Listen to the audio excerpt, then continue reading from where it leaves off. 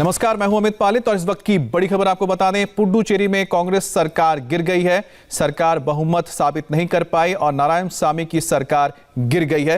ये बड़ी खबर आपको बता दें। और पुडुचेरी की अगर बात की जाए तो विधानसभा में करीब 30 यहां पर सीटें हैं, जिसमें से इस वक्त जो स्ट्रेंथ था 26 का था। लेकिन लगातार जिस तरह से कांग्रेस से विधायकों ने इस्तीफा दिया, उसके बाद जो गठबंधन थी कांग्रेस और डीएमके की, उसके पास सिर्फ 11 के करीब ही विधायक बच गए थे और जो विपक्ष है उसके पास 14 विधायक थे। तो इस तरह से जो बहुमत है वो साबित नहीं कर पाए सामी, जिसके बाद कांग्रेस की सरकार पुडुचेरी में गिर गई है। तो ये बड़ी डेवलपमेंट हुई है। आपको बता दें कि यूनियन टेरिटरी है, यानी कि केंद्र शासित प्रदेश है पुडुचेरी, लेकिन दिल्ली की तरह यहाँ पर भी विधानसभा है। और हमारे साथ हमारे संवाददाता टी राघवन भी जुड़ गए हैं। राघवन, आपके पास क्या जानकारी है इस बारे में? और हम राघवन से बात करेंगे, लेकिन इस वक्त आप देख रहे हैं कि आज फ्लोट टेस्ट था और फ्लोट टेस्ट में नारायणसामी अपनी सरकार को नहीं बचा पाए।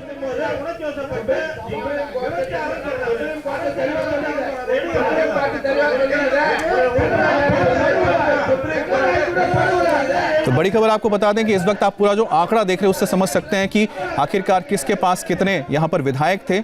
तो जिस तरह से 6 विधायकों ने इस्तीफा दे दिया कांग्रेस से, उसके बाद डीएमके के भी 2 विधायक चले गए। इस तरह से जो सरकार है वो अल्पमत में आ गई थी। करीब 12, एक निर्दलीय को मिलाकर अगर देखा जाए तो 12 ही उनके पास टोटल विधायक थे। लेकिन अगर वहीं विपक्ष को अब देखते हैं तो विपक्ष के पास 14 विधायक थे। तो इस तरह से वो अपने बहुमत को साबित नहीं कर पाए और नारायणसामी की सरकार गिर गई है पुडुचेरी में। पुडुचेरी विधानसभा की मौजूदा तस्वीर भी आपको बताते हैं। फिलहाल विधानसभा में विधायकों की संख्या 26 है, क्योंकि कांग्रेस के 5 विधायकों ने इस्तीफा दे दिया है। एक अयोग्य करार दिया जा चुका है, यानी कांग्रेस के पास 15-6 अब भी सिर्फ 9 विधायक हैं। हमारे साथ राघवन जुड़ गए हैं।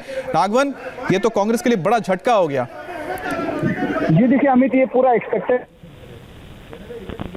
कांग्रेस की सरकार जो नारायणसामी के नेतृत्व में बनी है पौंडीचेरी में, वो बहुमत का आंकड़ा खो चुकी थी, क्योंकि लगातार एक के बाद एक कांग्रेस और डीएमके के एक विधायक ने भी कल फ्लोर टेस्ट से एक दिन पहले इस्तीफा दे दिया था।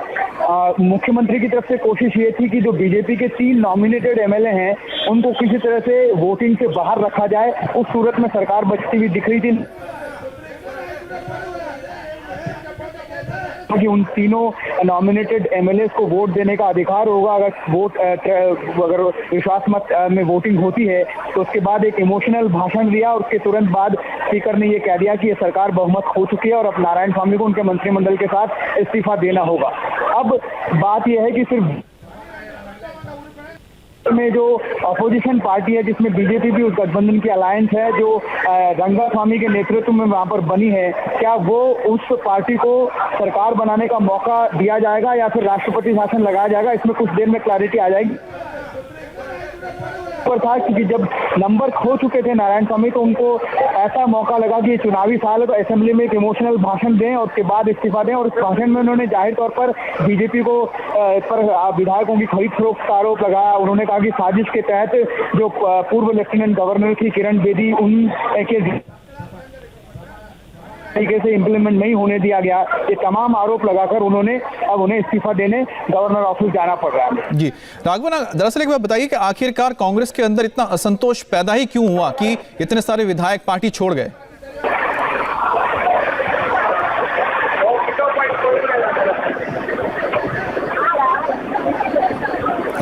राघवन, आपको आवाज मिल रही है? जी अमित, बताइए। हाँ राघवन, एक बात बताइए कि आखिरकार कांग्रेस के अंदर इतना असंतोष कैसे पैदा हुआ कि इतने सारे विधायक उनके छोड़ के चले गए? कि देखिए, जो कांग्रेस के विधायक जिन्होंने इस्तीफे दिए हैं उनका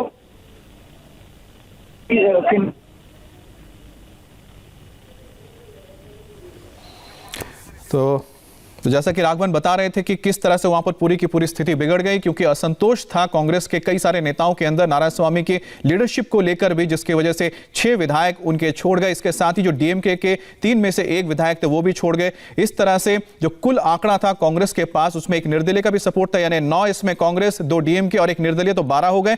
इसके अलावा विपक्ष को देखें तो उनके पास 14 विधायक थे। इस तरह से टोटल यहां पर 33 हैं, 3 इनमें से नॉमिनेटेड हैं।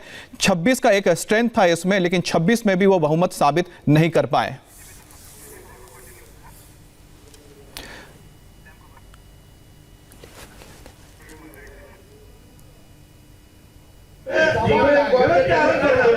तो आपको बता दें कि फिलहाल आप देख रहे हैं कि विधानसभा के अंदर किस तरह से ये पूरा फ्लोर टेस्ट के लिए कहा गया था नारायण स्वामी को, लेकिन वो अपनी बहुमत को साबित नहीं कर पाए। टोटल जो स्ट्रेंथ था वहां पर अभी 26 विधायकों था, क्योंकि कांग्रेस के 5 विधायकों ने इस्तीफा दे दिया है, एक अयोग्य करार दिया जा चुका है। यानी कांग्रेस के पास 15-6 यानी सिर्फ 9 विधायक थे। वहीं डीएमके के 3 में से एक विधायक ने दे दिया तो उनके पास 2 बचे, और साथ ही साथ उनके पास एक निर्दलीय था। तो 9, 2 और 1 ये टोटल अगर मिला देते हैं तो उनके पास टोटल 12 ही यहां पर विधायक हो रहे थे। वहीं अगर हम बात करते हैं विपक्ष की, तो विपक्ष के पास 14 विधायक थे।